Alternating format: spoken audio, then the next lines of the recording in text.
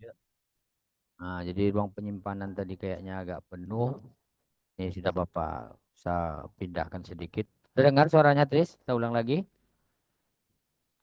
Bisa Pak dengar Oke, jelas. jelas ya. Kita ulang dari pertama. Ini analisis teks media. Nah, jadi ini rencana pembelajaran semesternya. Pertama, capaian nih, capaian pembelajaran yang ingin kita capai. Mahasiswa mampu menganalisis materi empiris pesan media massa. Nah, ini kalau bisa ini kita tambah ada pesan-pesan di media sosial nanti dengan merancang desain riset secara komprehensif berdasarkan tiga pendekatan metode yang berbeda dalam kajian isi dan teks media.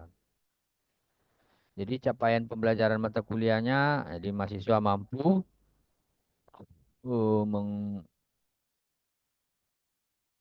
mengidentifikasi dan menjelaskan ragam perspektif teoritik yang melandasi analisis isi dan teks media.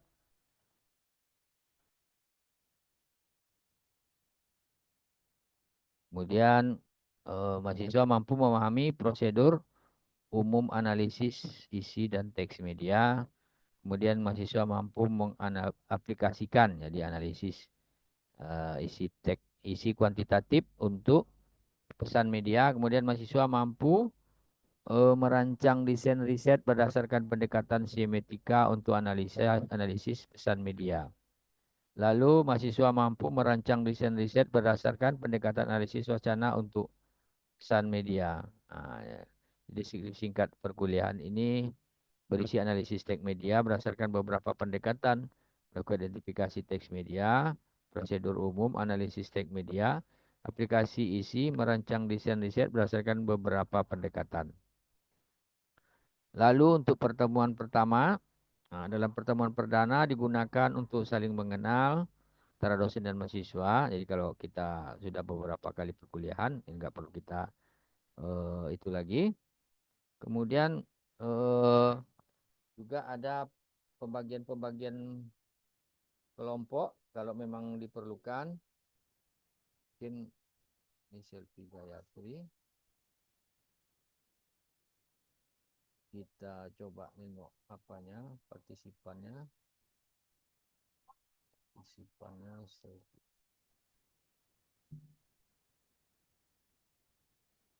Oke.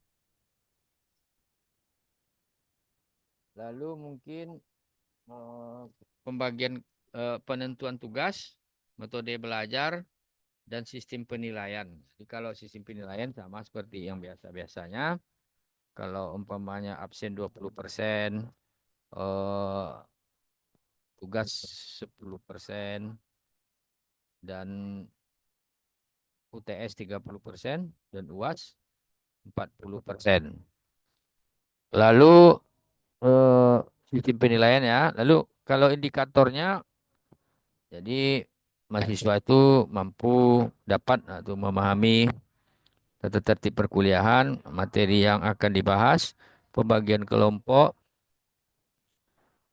dan penentuan tugas, metode belajar, dan sistem penilaian. Selain itu juga akan dibahas hal yang harus disepakati sebelum perkuliahan dimulai, baik itu tata tertib, materi yang akan dibahas, pembagian kelompok, metode belajar, dan sistem penilaian. Jadi ini salah satunya karena kita Zoom, mungkin untuk absen, eh, Bapak kan selalu ini memoto atau men-screenshot perkuliahan ini, jadi kayak pertemuan pertama, kedua nanti yang akan mendatangkan absennya secara fisik nanti ya sesuai yang ikut Zoom. Jadi yang tidak ikut Zoom ya tidak usah diisi absen sesuai hari pertemuan. Seperti itu biar adil. Jadi nggak mungkin pula yang tidak hadir ngisi absen juga kan. Oke, sepakat? Akan. Sepakat ya. Oke, lanjut. Kemudian untuk pertemuan kedua, mahasiswa mampu mengidentifikasi dan menjelaskan ragam perspektif teoritik yang melandasi analisis isi teks. Ya, mengidentifikasi dulu ya. Menjelaskan ragam. Jadi pertama itu dapat mengurai secara tertulis tiga perspektif dasar dalam mengkaji teks media, yaitu perspektif reflektif, intensional, dan konstruksionis. Nah, kemudian di pertemuan kedua juga mahasiswa dapat meringkas beberapa contoh riset terdahulu dari tiga perspektif dasar tersebut. Nah, ini perspektif dasar ini literasinya ini agak sulit. Bapak pun kesulitan mencarinya. Itu mudah-mudahan nanti ya terpaksa kita gunakan ya mesin pencari, atau Google atau yang lain-lain biar semuanya bisa terdeteksi. Oke. Kemudian untuk pertemuan ketiga, eh, sebagai kemampuan akhir yang diharapkannya, masih mampu memahami prosedur umum, analisis isi dan teks. Jadi prosedur umum menyatakan ulang indikatornya itu nanti menyatakan ulang prosedurnya. Jadi kalau untuk yang kedua itu pertemuan kedua ini materinya tiga perspektif dalam mengkaji teks media, reflektif, intensional, dan konstruksionis. Jadi kemudian model dan contoh-contoh riset terdahulu berdasarkan tiga perspektif tersebut. Kalau untuk yang ke materi pertemuan ketiga itu prosedur umum analisis pesan media. Prosedur umum analisis media. Kemudian konsep-konsep dasar dalam analisis pesan media. Kemudian pertemuan keempat, eh, mahasiswa mampu mengaplikasikan. Jadi mengaplikasikan lagi isi kuantitatif untuk pesan media. Jadi mahasiswa indikatornya mahasiswa memahami karakteristik dan konsep-konsep dasar dalam analisis isi kuantitatif. Kemudian satu materinya nanti tentang karakteristik dan konsep-konsep dasar dalam analisis isi kuantitatif. Kemudian yang kelima nanti mahasiswa mampu mengaplikasikan analisis isi kuantitatif untuk pesan media. Nah, jadi salah satu materinya nanti perumusan masalah untuk analisis isi kuantitatif. Yang keenam, mahasiswa mampu mengaplikasikan analisis isi kuantitatif untuk pesan media. Jadi materinya menyangkut kerangka konsep, kerangka operasional, dan lembar coding. Ada lembar coding, mahasiswa mampu menyusun kerangka konsep. Jadi itu indikatornya. Kemudian pertemuan ketujuh mengaplikasikan juga lakukan coding dan menarik kesimpulan. Nah, jadi coding dan penarikan kesimpulannya lagi.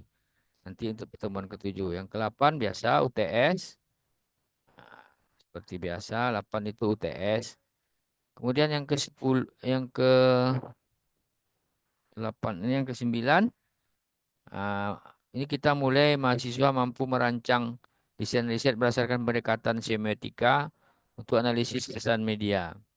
Jadi nanti rencana materinya itu karakteristik dan konsep-konsep dasar dalam analisis semiotika.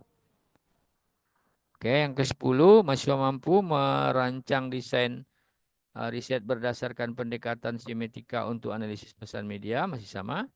Kemudian model-model analisis semiotika. Nah, materinya nanti tentang model-model analisis semiotika. Pertemuan ke-11 juga sama, mampu merancang semiotika itu dan pesan media. Nanti materinya tentang perumusan masalah untuk analisis semiotika dan gaya penulisan analisis semiotika. Lalu yang ke-12 masih diharapkan mampu nanti desain riset itu. Kemudian materinya berdasarkan karakteristik dan konsep-konsep dasar dalam analisis wacana. Jadi kalau semiotika, kalau kita berbicara teks nanti kita berkutat tentang semiotika, wacana juga bisa-bisa nanti framing.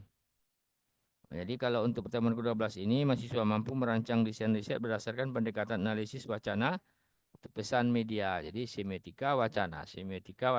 Oke. Yang ke-13 masih wacana, pendekatan analisis wacana itu model-model analisis wacana. Jadi kita harus tahu model-model analisis wacana. Kemudian ke-14 Perumusan masalah untuk analisis wacana.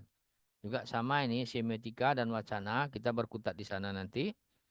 Ini perumusannya lagi untuk analisis wacana. Dan yang ke-15 gaya penulisan analisis wacana. Jadi gaya penulisan analisis wacana. Dan yang ke-16 itu UAS. Tapi bisa saja dalam perjalanan dan berdasarkan perkembangan materi-materi tersebut bisa kita robah atau kita tambah atau kita kurangi berdasarkan perkembangan zaman karena kebaruan informasi dan ilmu pengetahuan itu selalu berubah-ubah. Sampai di sini ada yang mau ditanyakan?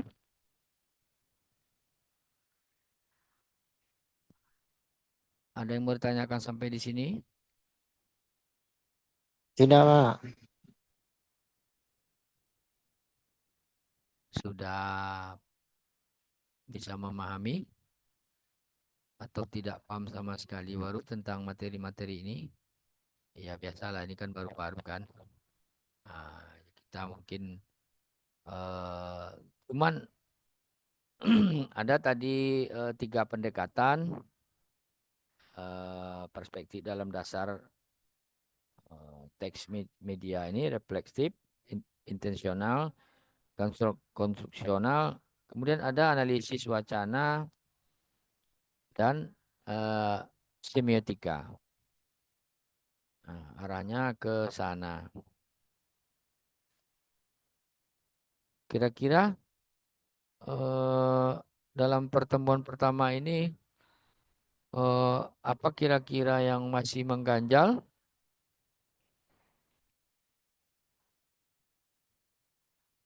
Sudah bisa dipahami? Oh ya, materinya nanti Bapak share ya. Lupa Bapak share tadi. Oke, kita sepakati dulu nanti suatu saat bisa saja materinya berubah ya, analisis teks media ini.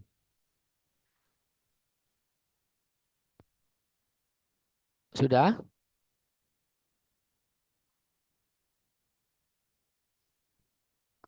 Sudah bisa atau kita lanjutkan materi selanjutnya?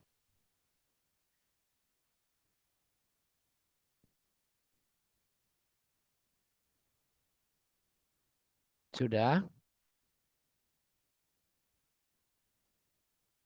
Oke, sudah kita lanjut ke materi selanjutnya. Ya, Pak. Oke, kita stop record dulu. Kita masuk